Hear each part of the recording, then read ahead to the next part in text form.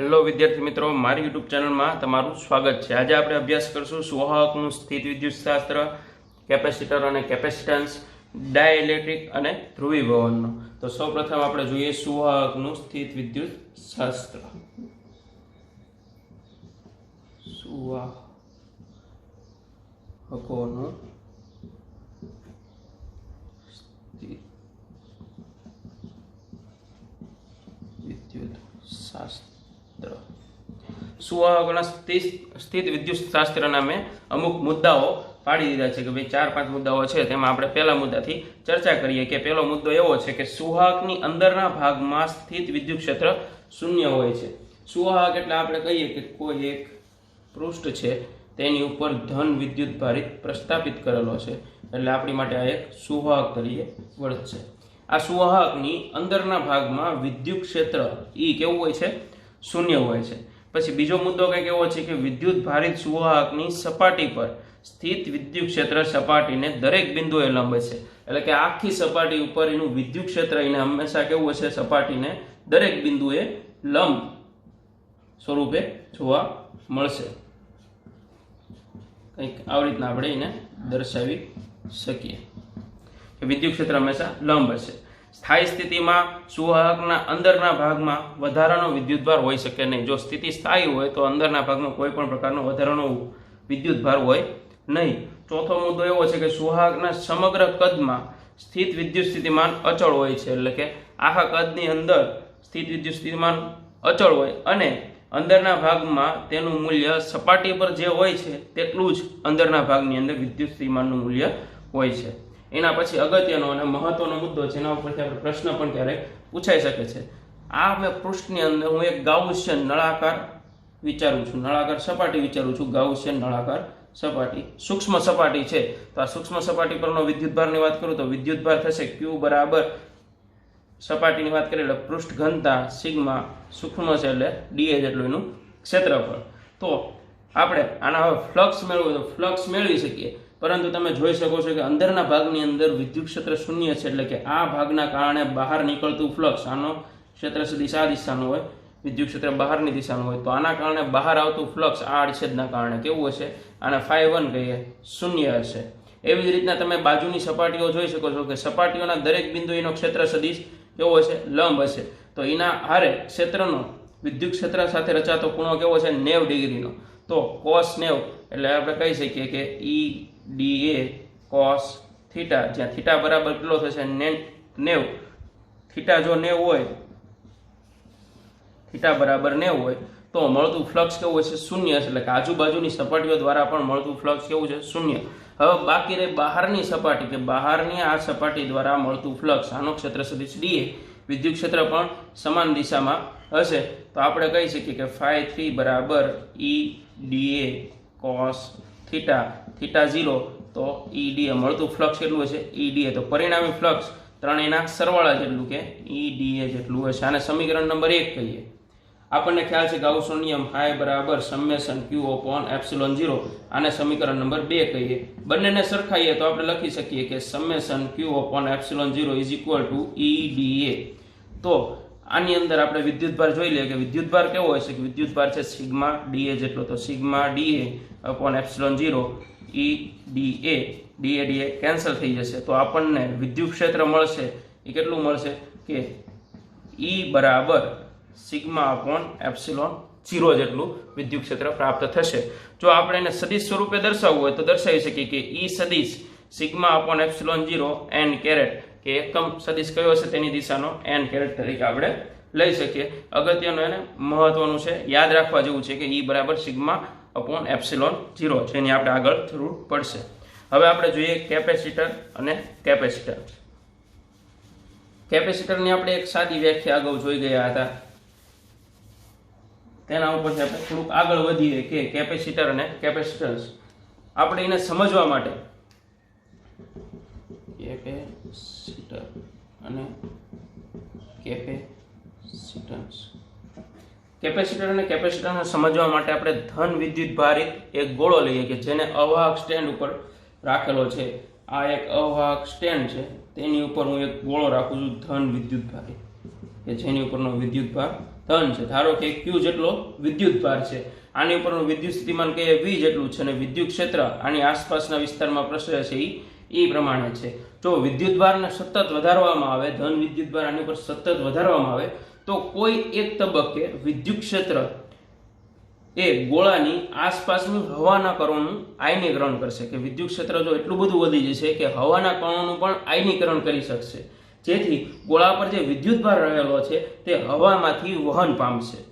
આ હવાની વિરુદ્ધ છે, એટલે કે હવા રે અવાહકતાનો ગુણધર્મ ધરાવે છે, જેનો નિયમ પડાશે નહીં અથવા તો જળવાતો નથી.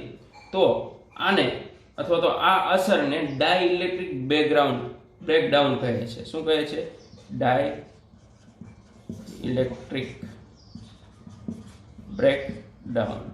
આ અસરને શું કહે છે? ડાઇલેક્ટ્રિક બ્રેકડાઉન કહે છે, જેના કારણે કે ધન વિદ્યુતભારિત ખૂબ જ વધારવામાં આવે તો વિદ્યુત સ્થિતિમાન અને વિદ્યુત ક્ષેત્રની અંદર ખૂબ જ વધારો થાય છે અને વિદ્યુત ક્ષેત્ર રહ્યું હવાના કણોનું પણ આયનીકરણ કરે છે. આ આયનીકરણના કારણે ધન વિદ્યુતભારીઓ હવા દ્વારા વહન પામે છે, એટલે તો હવામાંથી વહન પામે છે અને હવાનો અવાહકતાનો ગુણધર્મ રહ્યો જળવાતો નથી. તેથી આ અસર ઉદ્ભવે છે અને આ અસરને શું કહે છે? ડાઇલેક્ટ્રિક બ્રેકડાઉન કહે છે. જો ગોળા પરનો વિદ્યુતભાર લીક થવા લાગે, એટલે કે વિદ્યુતભાર જવા લાગે, તો ગોળાનો કોઈ વધારાનો વિદ્યુતભાર સંગ્રહ કરી શકતો નથી. જો લીક થવા માંડે તો ગોળો આમ થાય તે વધારાનો વિદ્યુતભાર જે છે એ સંગ્રહ કરવા માટે સક્ષમ નથી. તો આ સમગ્ર પ્રક્રિયા દરમિયાન ગોળા પરનો વિદ્યુતભાર Q અને તેની વિદ્યુત સ્થિતિમાન આ બંનેનો ગુણોત્તર અચળ રહે છે, એટલે કે Q/V કેવો હોય છે? અચળ હોય છે. આ ગુણોત્તરને કેપેસિટન્સ C વડે દર્શાવવામાં આવે છે અને કેપેસિટન્સ કહે છે. જો આ આપણે ગોળાને વિદ્યુતભાર સંગ્રહ કરવા માટે સક્ષમ અથવા તો એની ક્ષમતા વધારવી હોય તો આપણે તેને બીજી રીતે જોઈએ. C = Q/V યાદ રાખીએ, લખી નાખીએ કે C = Q/V. કે મારે આ ગોળાની ક્ષમતા વધારવી છે વિદ્યુતભાર સંગ્રહ કરવાની, તો શું કરવું જોઈએ? તો મારે બીજો એક વાહક ગોળો લેવો જોઈએ જે તેની બાજુમાં રહે તે પ્રમાણે મૂકવો પડે. કે તેને નજીક લાવીને મૂકીએ તો આમ કરવાથી ગોળાનો વિદ્યુતભાર આની ઉપર પ્રેરિત થશે અને આને ગ્રાઉન્ડ કરી દઈએ કે પૃથ્વીની અંદર અથવા જમીનમાં ગ્રાઉન્ડ કરી દઈએ તો પૃથ્વીના ઇલેક્ટ્રોન છે તે બધા જ આ ગોળા ઉપર પ્રસ્થાપિત થશે અને આ ગોળો આની હારે સંપર્કમાં, એટલે કે નજીક હોવાના કારણે આ ગોળા ઉપર વિદ્યુત સ્થિતિમાન અને વિદ્યુત ક્ષેત્રની અંદર ઘટાડો લાવવામાં મદદ કરશે. અને પ્રથમ ગોળા, એટલે કે આ ગોળાની અંદર વિદ્યુત ક્ષેત્ર અગાઉ કરતાં કેવું હશે? ઓછું હશે અને વિદ્યુતભાર સંગ્રહ કરવાની ક્ષમતાની અંદર વધારો થશે. આ સ્થિતિમાં દરેક તબક્કે ગોળા પરનો વિદ્યુતભાર Q, એટલે કે આ ગોળા પરનો વિદ્યુતભાર Q અને આ બે ગોળા વચ્ચેનો વિદ્યુત સ્થિતિમાનનો તફાવત આપણે કહીએ કે PD, પોટેન્શિયલ ડિફરન્સ, આ બે વચ્ચેનો વિદ્યુત સ્થિતિમાનનો તફાવતનો ગુણોત્તર અચળ જ રહે છે. આ ગુણોત્તર આ બે ગોળાના તંત્રનું કેપેસિટન્સ કહે છે. આ ગુણોત્તરને શું કહે છે? તેનું કેપેસિટન્સ, એટલે કે કહીએ તો C = Q/V. એ જ પ્રમાણે આ કેપેસિટન્સનું મૂલ્ય રહ્યું તે ગોળાના પરિમાણ, એટલે કે તેના ક્ષેત્રફળ, તેની આસપાસની ગોઠવણી, એટલે કે તેમના અંતર, આપણે તેની આજુબાજુની ગોઠવણી કહીએ અથવા તો એમ કહી શકીએ કે તેમનું અંતર, તેમનું ક્ષેત્રફળ, એટલે કે એ તથા કયા માધ્યમની અંદર રાખેલો છે. અત્યારે હાલની અંદર આપણે શૂન્ય અવકાશની અંદર રાખ્યો હોય તો તેમ માધ્યમ તેના ઉપરનો આધાર રહે છે. એટલે કે બેઝિક આપણે એમ પણ કહી શકીએ કે C = ε0A/d. આવું પણ આપણે કહી શકીએ. આપણે અગાઉ જોવાના જ છીએ તો પણ ધ્યાનમાં રાખીશું. પછી આના અમુક મુદ્દાઓ છે અથવા તો કેપેસિટરની વ્યાખ્યા કહીએ તો વ્યાખ્યા કહી શકીએ કે એકબીજાથી અલગ કરેલા બે સુવાહકથી બનતી રચનાને કેપેસિટર કહે છે. કેપેસિટરમાં આવા સુવાહકોને, એટલે કે જે સુવાહકો લીધા છે તેને પ્લેટ તરીકે આપણે કહી શકીએ. કેપેસિટરની પ્લેટો પણ કહે છે. ધન વિદ્યુતભાર ધરાવતા સુવાહકને ધન પ્લેટ અને ઋણ વિદ્યુતભાર ધરાવતા સુવાહકને ઋણ પ્લેટ તરીકે લેવામાં આવે છે. ધન પ્લેટ પરના વિદ્યુતભારને કેપેસિટર પરનો વિદ્યુતભાર, એટલે કે ધન પ્લેટ ઉપર જે વિદ્યુતભાર છે તેને કેપેસિટર પરનો વિદ્યુતભાર કહે છે. અને એમની વચ્ચેના તફાવતનો પોટેન્શિયલ ડિફરન્સ છે વિદ્યુત સ્થિતિમાનનો તફાવત તરીકે આપણે લઈએ છીએ. આના એકમની વાત કરીએ તો C = Q/V, તો આનો એકમ કુલમ પ્રતિ વોલ્ટ અથવા તો મહાન વૈજ્ઞાનિક માઇકલ ફેરાડે તેની યાદમાં તેનો એકમ ફેરાડે અથવા તેની સંજ્ઞા કહીએ તો F વડે તેની સંજ્ઞા દર્શાવવામાં આવે છે. તેનો એસઆઈ એકમ કંઈક આવો છે. વ્યવહારિક હેતુઓ માટે આ એકમ ખૂબ જ મોટો છે, તેથી તેને નાના એકમમાં એટલે કે 1 માઇક્રોફેરાડે 10⁻6 ફેરાડે, 1 નેનો ફેરાડે એટલે કે 10⁻9 ફેરાડે, 1 પાઇકો ફેરાડે એટલે કે 10⁻12 ફેરાડે આ એકમમાં આનો ઉપયોગ કરવામાં આવે છે. કેપેસિટરની સંજ્ઞાની વાત કરીએ, જો નિશ્ચિત કેપેસિટર હોય તો તેની સંજ્ઞા કંઈક આ પ્રમાણે હોય છે, અને કેપેસિટર જો ચલિત હોય, વેરિયેબલ કેપેસિટર હોય તો તેની રચના સંજ્ઞા આ પ્રમાણે દર્શાવવામાં આવે છે. તેના પારિમાણિક સૂત્રની વાત કરીએ તો પારિમાણિક સૂત્ર તેના મુખ્ય સૂત્ર ઉપરથી મેળવી કે Q/V. Q એટલે વિદ્યુતભાર. વિદ્યુતભારનું પારિમાણિક સૂત્ર ટૂંકમાં લઈએ કે A1 T1 અને વિદ્યુત સ્થિતિમાનનું પારિમાણિક સૂત્ર M1 L2 T-3 A-1 એટલે સાદુરૂપ આવે તો M-1 L-2 T4 A2. તો આનું પારિમાણિક સૂત્ર આવું હશે કે M-1 L-2 T4 A2 આનું પારિમાણિક સૂત્ર હશે. આ થઈ માત્ર કેપેસિટરની વાત. હવે જો આપણે વિદ્યુત સ્થિતિમાન V બરાબર એમ કહીએ કે C બરાબર શું છે Q/V. જો વિદ્યુત સ્થિતિમાન V બરાબર KQ/R હોય તો આપણે લખી શકીએ કે કેપેસિટન્સ Q V ની જગ્યાએ શું લખીએ KQ/R છેદનો છેદ અંશમાં QQ કેન્સલ R/K, અથવા તો તમે એમ કહી શકો કે 4πε0 R. કારણ શું? કારણ કે K = 1/4πε0 થશે. તો આની ઉપરથી આપણે જો પૃથ્વીને કેપેસિટર તરીકે ગણીએ તો તેનું પણ કેપેસિટન્સ આપણે મેળવી શકીએ. તો R બરાબર આપણે લેવાનું થાય 6400 કિમી. મીટરમાં કન્વર્ટ કરીને આખી ગણતરી કરશો તો તેનો આન્સર કેપેસિટન્સનો આન્સર આવશે 712 માઇક્રોફેરાડે. નજીક આવશે આની આન્સર. તો ગણતરી તમારી રીતે તમે કરી શકો છો. હવે આપણે જોશું સમાંતર પ્લેટ કેપેસિટર. સમાંતર પ્લેટ કેપેસિટર શું છે?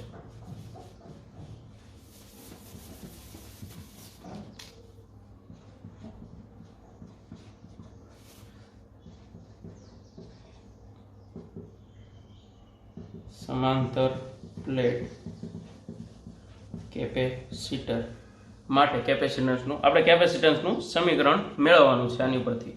તો કહીએ કે એક ક્ષેત્રફળ ધરાવતી, જેનું ક્ષેત્રફળ A છે, અને સુવાહક પ્લેટો અમુક નિશ્ચિત અંતરે કે D જેટલા અંતરે રાખેલી છે, જેનું ક્ષેત્રફળ કેટલું છે A છે, અને તેમની વચ્ચેનું માધ્યમ શૂન્ય અવકાશ લીધેલું છે.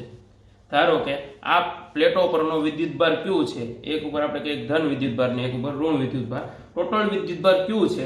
તો પ્લેટ પરની પૃષ્ઠ ઘનતા આપણે મેળવીએ તો પૃષ્ઠ ઘનતા મેળવીએ કે સિગ્મા બરાબર Q/A જેટલીની પૃષ્ઠ ઘનતા હશે.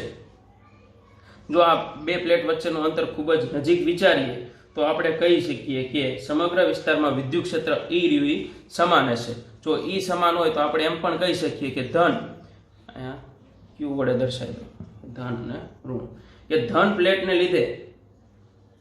લીધે ઉદ્ભવતું વિદ્યુત ક્ષેત્ર, કે ધન પ્લેટ માટે આપણે કહીએ કે E1 અથવા તો E+, કે ધન પ્લેટને લીધે ઉદ્ભવતું વિદ્યુત ક્ષેત્ર કેટલું હોય છે કે સિગ્મા/, હમણાં આપણે જોયું સિગ્મા/ε0. અહીં એક પ્લેટની વાત કરવામાં આવે છે એટલે સિગ્મા/2ε0 જેટલું હોય છે. અને આની દિશા આપણે કહીએ કે દિશા કહીએ છીએ કે ધન થી ઋણ તરફની દિશા છે. આ ધન ભારિત છે અને આપણી ઋણ ભારિત પ્લેટ છે. કે આની દિશા છે E+ બરાબર સિગ્મા/2ε0. ધનથી ઋણ તરફની દિશામાં વિદ્યુત ક્ષેત્ર ઉદ્ભવતું હોય છે. જો આવી જ રીતે ઋણ પ્લેટના લીધે આપણે વાત કરીએ કે ઋણ પ્લેટના કારણે વિદ્યુત ક્ષેત્ર, તો E- બરાબર સિગ્મા/2ε ના મૂલ્યનું જ હશે.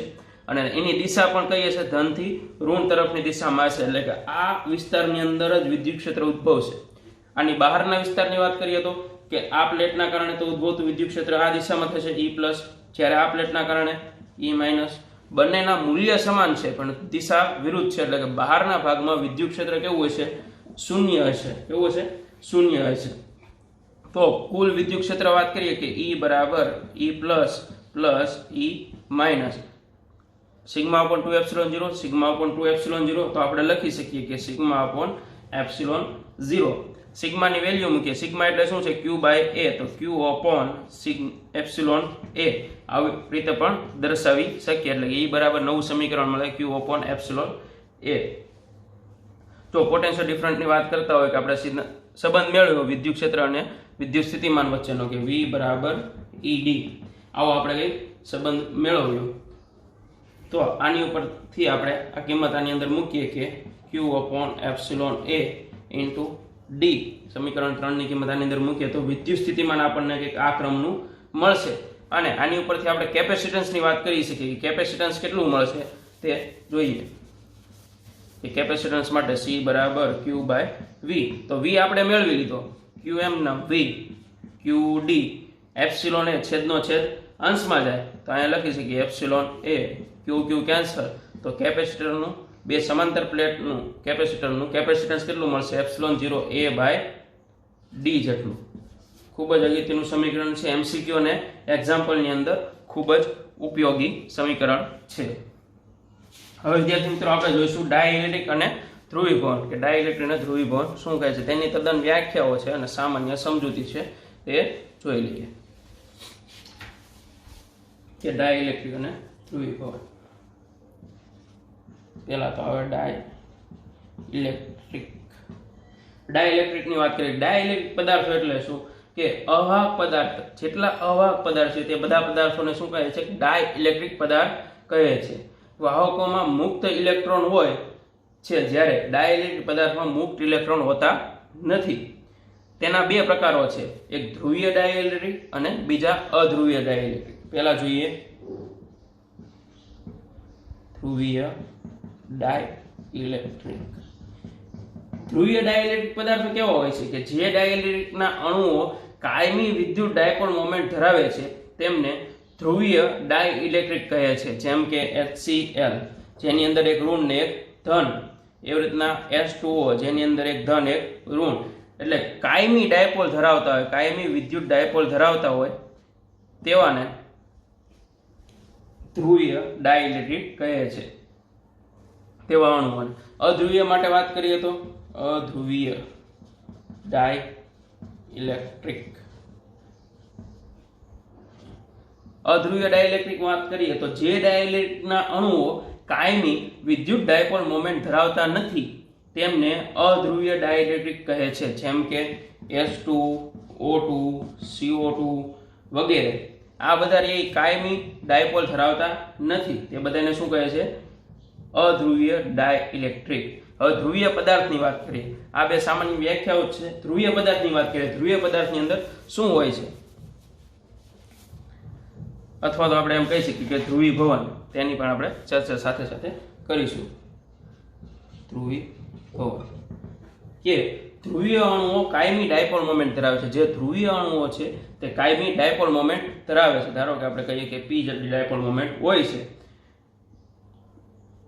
પરંતુ બાહ્ય ક્ષેત્રની એટલે કે વિદ્યુત ક્ષેત્રની ગેરહાજરીના તે પદાર્થોની અંદર અસ્તવ્યસ્ત રીતે ગોઠવણી થયેલી હોય છે. ડાયપોલ મોમેન્ટ કાયમી હોય છે, પરંતુ તેની ગોઠવણી પ્લસ માઇનસ આવી રીતના દર્શાવી શકીએ, minus plus minus plus minus plus, આવી રીતે આડી અવળી ગોઠવણી થયેલી હોય છે. એના કારણે તેની પરિણામી ડાયપોલ મોમેન્ટ કેવી બને છે, શૂન્ય બને છે. કે આનો સરવાળો, બેઝિક સરવાળો કરીશું તો પરિણામી ડાયપોલ મોમેન્ટ કેવું થશે, શૂન્ય થશે. જો આની માટે હવે વાત કરીએ કે જો આની અંદર વિદ્યુત ક્ષેત્ર E0 જેટલું દાખલ કરવામાં આવે, E0 બરાબર સિગ્મા એપ્સિલોન 0, તો આપણે કહી શકીએ કે આની ગોઠવણી કંઈક આવા પ્રકારની આપણને જોવા મળે કે સમાન પ્રકારનું વિદ્યુત ક્ષેત્ર દાખલ કર્યું, કે વિદ્યુત ક્ષેત્ર આ દિશાનું હોય તો આની ગોઠવણી આપણને જોવા મળશે minus plus minus plus minus plus minus plus minus plus minus plus. વિદ્યુત ક્ષેત્ર જો આ દિશાનું હોય તો તેની અંદરની ડાયપોલની ગોઠવણીઓ કંઈક આ પ્રકારે જોવા મળશે. ધારો કે આની લંબાઈ L જેટલી છે, તો આપણે આની ઉપરથી કહી શકીએ કે આનો આધાર, મુખ્ય આધાર કેની ઉપર છે, ડાયપોલ ઉપર રહેલો છે. તો ડાયપોલ રહી, વિદ્યુત ડાયપોલ ઈ ચલે છે એના વિદ્યુત ક્ષેત્ર, કે ડાયપોલનો આધાર એના વિદ્યુત ક્ષેત્ર ઉપર રહેલો છે. જો ચલની નિશાની દૂર કરો તો આપણે એની જગ્યાએ અચળાંક મૂકવો જોઈએ. આ અચળાંકને કાય તરીકે વંચાય છે. આને વાંચવા માટે કાયનો ઉપયોગ કરવામાં આવે છે. આ અચળાંકને ઇલેક્ટ્રિક સસેપ્ટિબિલિટી કહે છે. ઇલેક્ટ્રિક સસેપ્ટિબિલિટી, ઇલેક્ટ્રિક સસેપ્ટિબિલિટી કહે છે. આપણે અગાઉ પ્રકરણ નંબર 1 ની અંદર જોઈ ગયા હતા કે એફ માધ્યમ માટેની વાત કરતા હોય તો એફ એમ બરાબર એફ બાય કે ડાયઇલેક્ટ્રિક અચળાંક વડે ભાગતા હતા. તો આની ઉપરથી આપણે વિદ્યુત ક્ષેત્ર વિશે પણ લખી શકીએ કે E બરાબર E બાય કે અને કે બરાબર લખી શકીએ 1/chi. આની ડિટેલ્સની અંદર તમે તમારી પાઠ્યપુસ્તકની અંદર રીડિંગ કરશો તો થિયરી અંદર ઘણી બધી માહિતીઓ આપેલી છે કે કે બરાબર 1 + chi m. કાઈની વેલ્યુ પણ એની અંદર કીધેલી છે કે કાઈની વેલ્યુ મેક્સિમમ આટલી જ હોવી જોઈએ, એનાથી વધારે હોય નહીં. તો આવી ધ્રુવીભવનની વાત છે.